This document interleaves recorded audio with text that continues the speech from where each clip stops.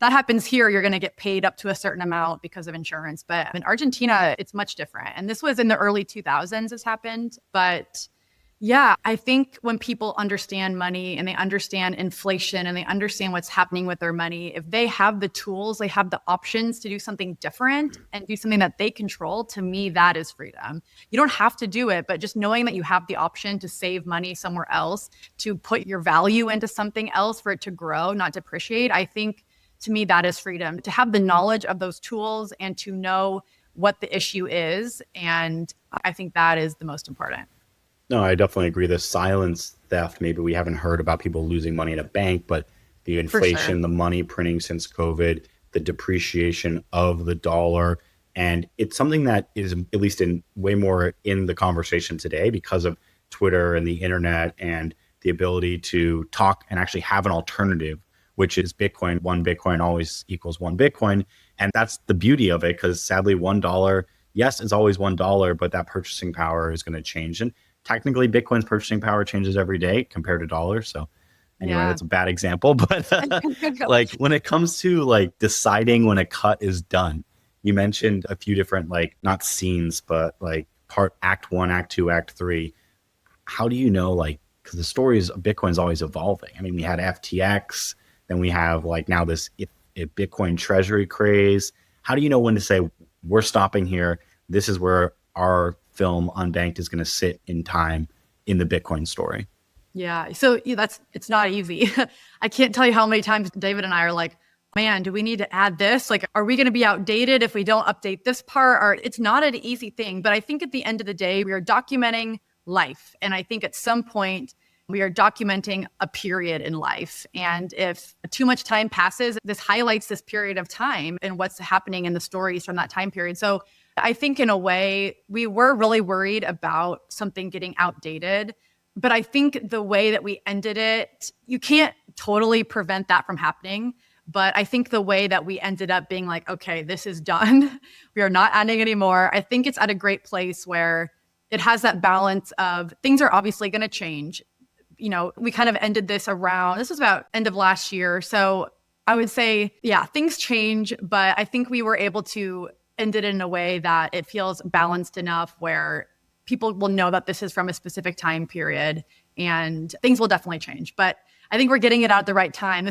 I think about what if we got this done and put it out a year and a half ago, even a year ago. I mean, Bitcoin was at a way different place. I don't think it was as talked about. We were more in a bear market. The timing right now is actually a lot better. So I think we're very happy with how everything turned out. And so tell me more, like, are we doing a festival circuit? Are you going straight to streaming?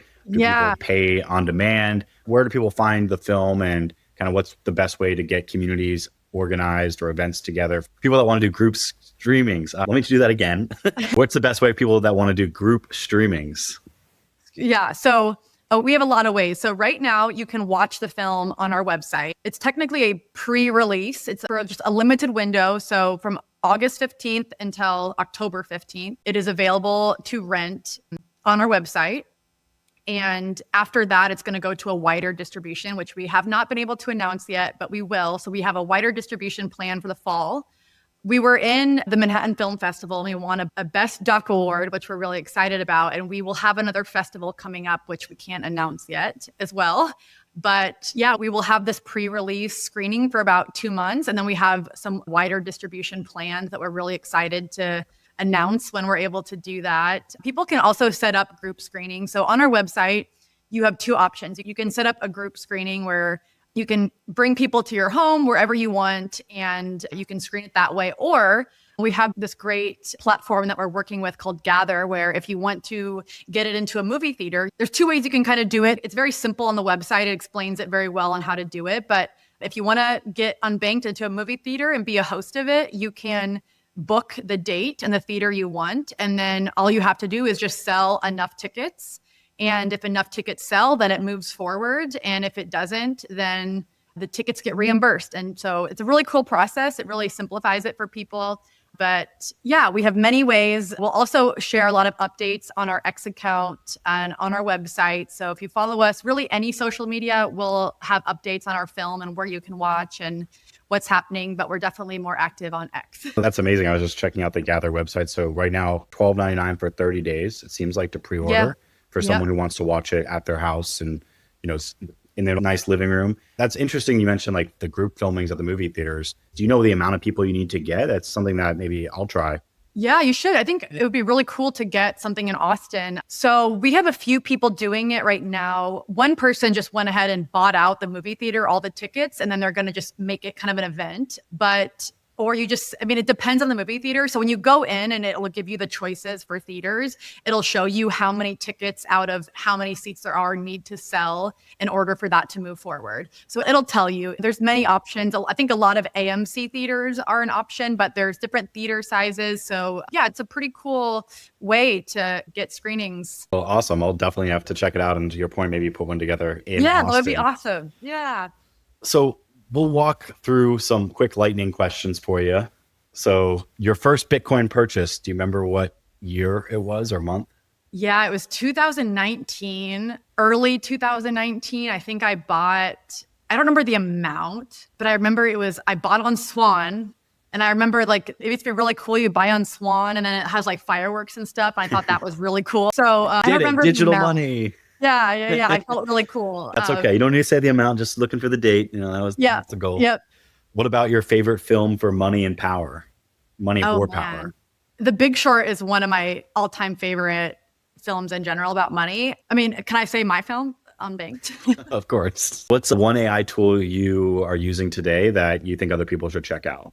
Oh man, I'm obsessed with AI. I use AI every day. If you want to do films, I would say check out Higgsfield. Pretty cool. Yeah, Higgsfield's a pretty good one. And then what would be a dream cameo for a future project? Oh man. Like somebody else I could pick to be in a cameo in my film? Oh man. Bitcoin related or just any film? Any film. Oh man. I'm a big Christian Bale fan, so I'd say I love Christian Bale in any film. That would be like a dream. Do you have another film you're thinking about potentially rolling out or trying to go through the whole gambit again? Or are you going to go on vacation for a few years before? Yeah, David and I have talked about it. I'd love to get like a second Unbanked 2 or something. We've been exploring some stories. And other than that, I'm kind of making short films with AI and sort of exploring what tools filmmakers can use with AI, which I think is really cool. So right now, just kind of seeing where things go.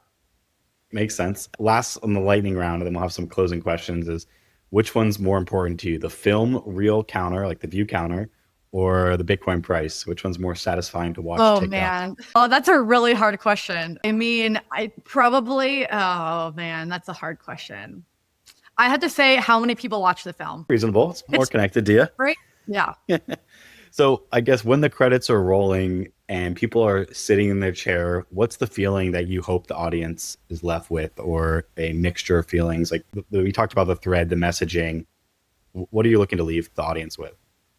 Yeah, I think I want people to just feel really hopeful and inspired. And I think it should make people feel empowered and good. And I think it's also going to depend. I think a lot of Bitcoiners will watch this, but my goal is for it to get to people who don't know much about Bitcoin and are interested in it.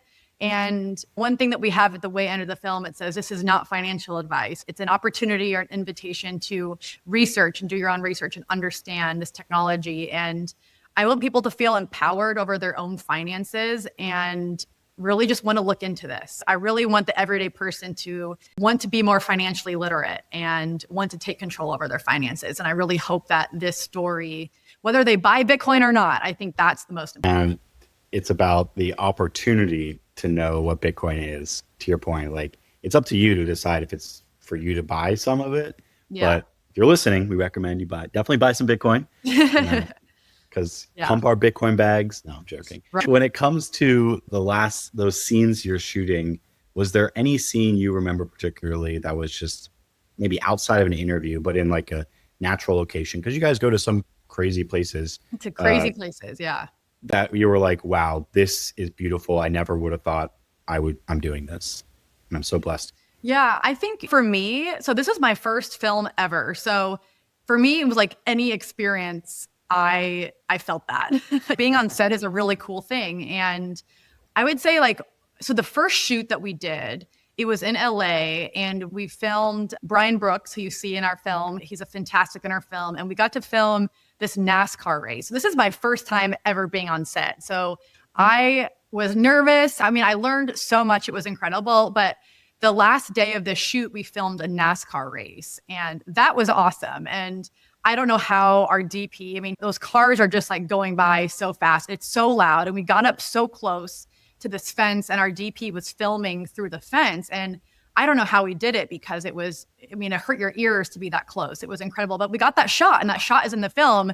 And that's like one of my favorites, because it also was a memory of one of my first times being on set and just all the things I learned. And that was a really cool experience.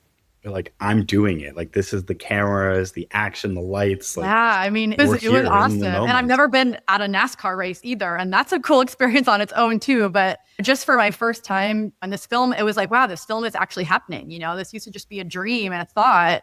And I think it's important, if you have an idea, even if you have no experience, just find a way to do it. You know, there's no one way. I think if you just go for it, I think it's important. You have an idea, just go for it. Just trust your vision, put your savings into a monetary asset like Bitcoin that's going to help you out. And one thing I'll mention is, because we haven't mentioned it yet, but I'm interviewed in the show, which is amazing. So that's part of the relationship we've been able to build over the years. Is I got to film in Austin and in Iowa, and actually in one of our old facilities that, I don't know if you know this, but burned down in January. So like your film captured like some of the last footage that I have of the first Bitcoin mine I ever built.